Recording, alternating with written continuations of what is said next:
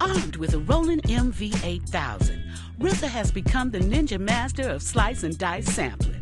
A native of Brooklyn, New York, that is, the hip-hop icon has brought his signature chopped audio sound to Tinseltown, and film directors are fighting to get a piece of it. Kill Bill's Volume 1 and 2, Blade Trinity, Ghost Dog, and the upcoming Miami Vice big screen blockbuster are prime examples of RZA's stylized music for picture.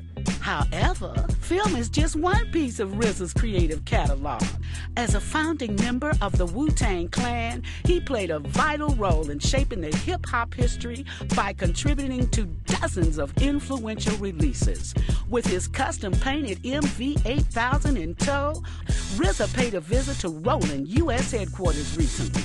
What follows are some of the highlights of our in-studio conversation.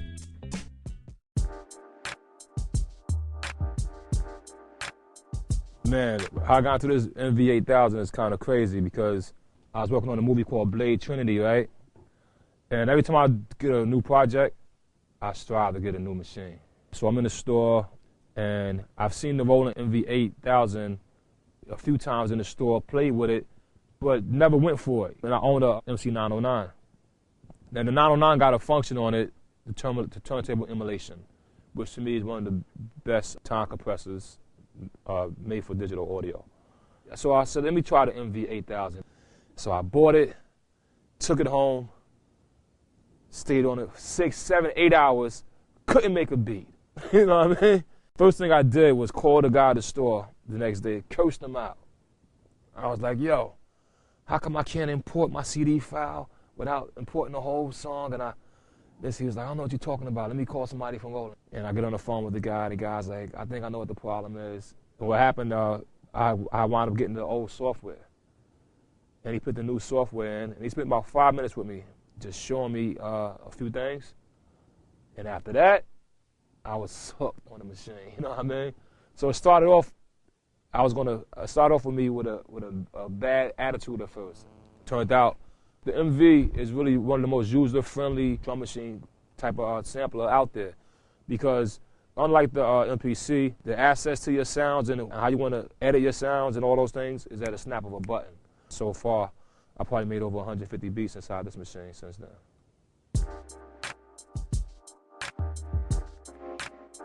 If you check out the movie Blade Trinity, and you hear the song that we did called Fatal, that song was basically founded in the MV8000. And that song was another example where I had to take a sample from an old Lou Reed, Velvet Underground, and alter it in the machine, chop it up how I wanted it, and then, put instrumentation on top of it. What made the MV also fat is this. You got the BPM sync to it. And so by doing that, the particular sample I used for the Lou Reed had to be stretched out. And it was able for me to stretch it out quick without going to my computer or done inside the machine.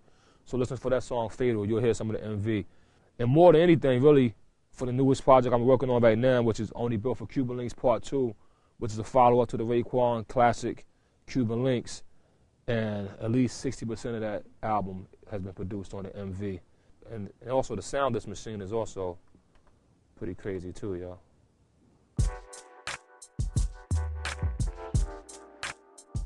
The time compression, the BPM map you got on it, and the clipboard to the quick edit is just so easy for me, you know what I mean? It's so fast that I don't lose my idea by the time I want to get to making my music. And that's important before producer, musicians, or whatever. An idea come and go.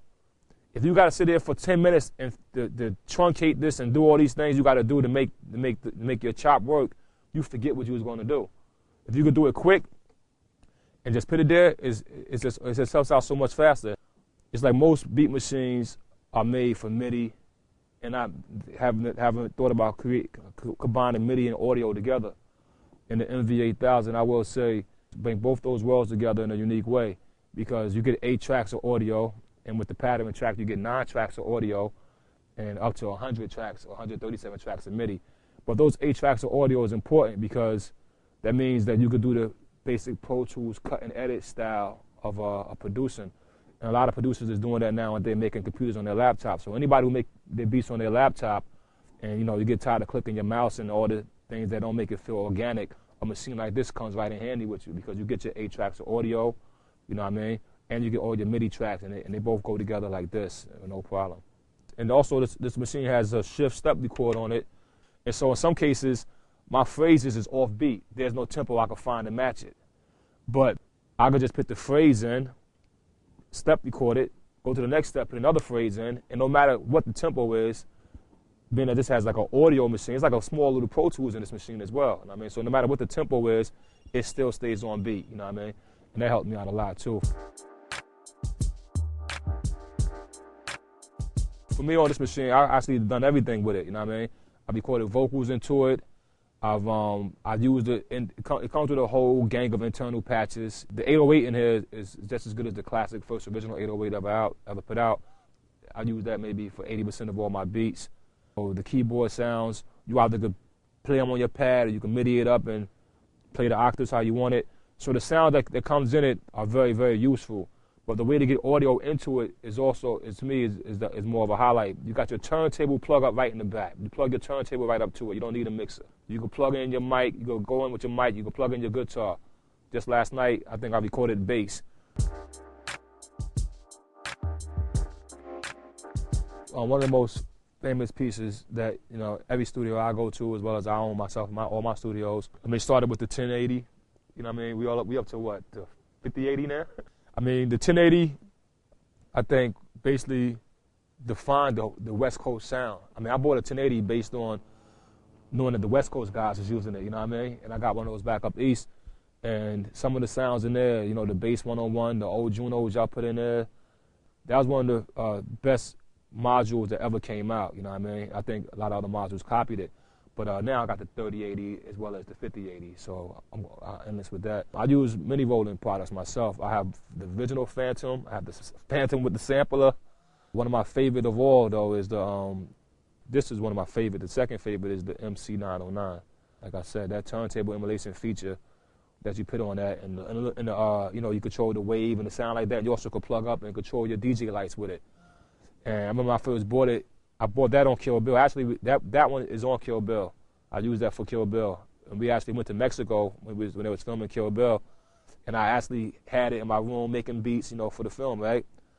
And I guess one night, everybody wanted to have a party outside on the beach. And we go to the beach, and, you know, the guy brings the equipment, and I bought my MC, right? My Roland MC909. And it was just so cool, you know, when I was playing the beats, slowing them down and doing all the waves, slow down, tempo, BPM, pitch control.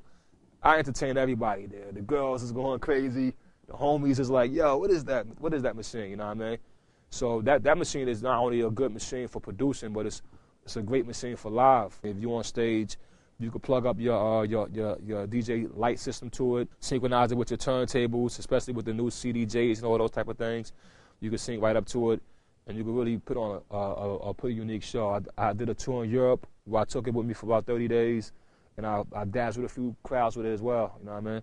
And it's still relatively new because a lot of kids don't know about it, you know what I mean?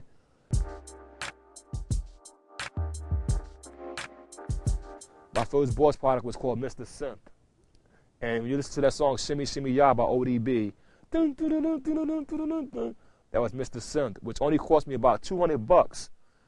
And was my first synth ever. And that's the piano sound you hear on Shimmy Shimmy Ya. You hear it on Hipper to the Hopper, ODB, Hipper to the Hopper, and You Just Don't Stop Her.